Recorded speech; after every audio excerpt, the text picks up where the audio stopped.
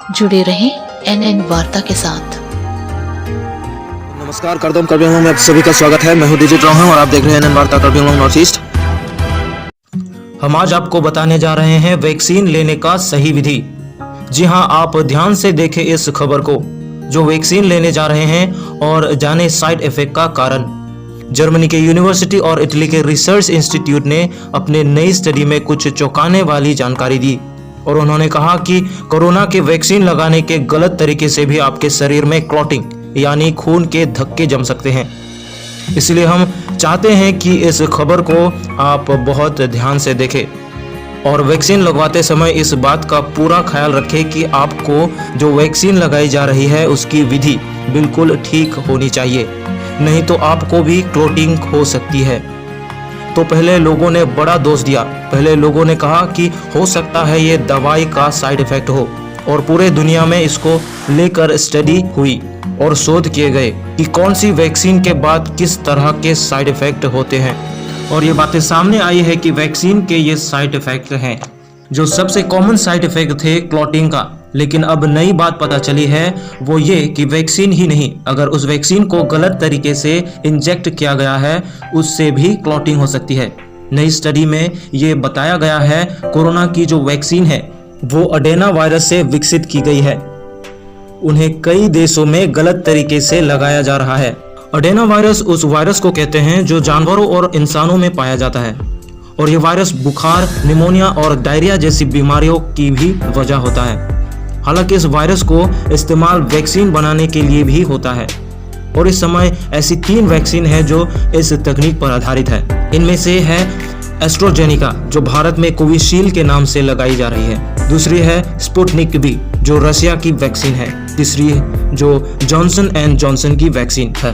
भारत में फिलहाल कोविशील्ड और स्पुतनिक वी लोगों को लगाई जा रही है, लेकिन ये स्टडी कहती है इस वैक्सीन को लगाने का तरीका कई बार सही नहीं होता और अगर ये वैक्सीन मसल में यानी मांसपेशियों में नहीं लगाई जाए तो इसे ब्लड क्लॉटिंग का खतरा बढ़ जाता है।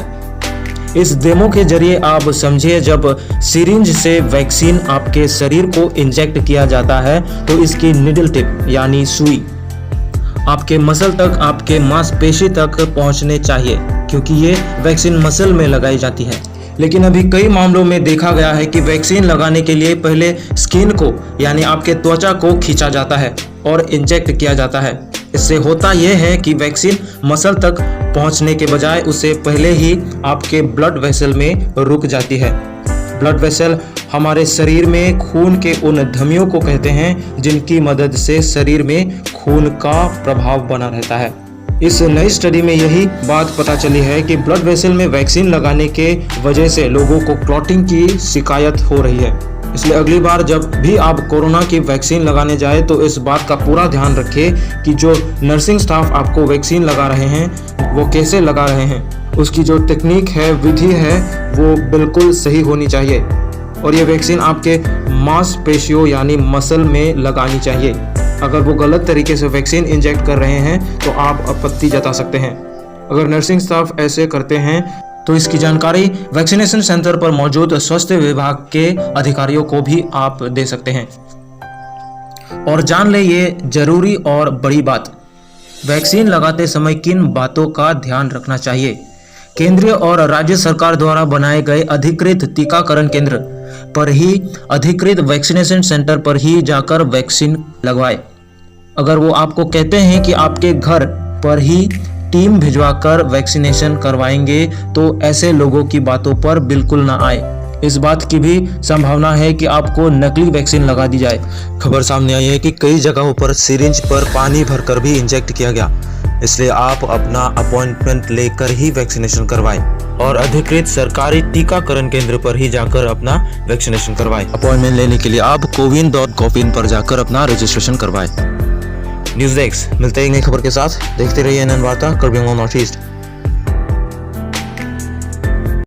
हिंदी में कार्बी आंग्लों की ताजा खबरों को पाने के लिए सब्सक्राइब करें। कुरुर वांगथो।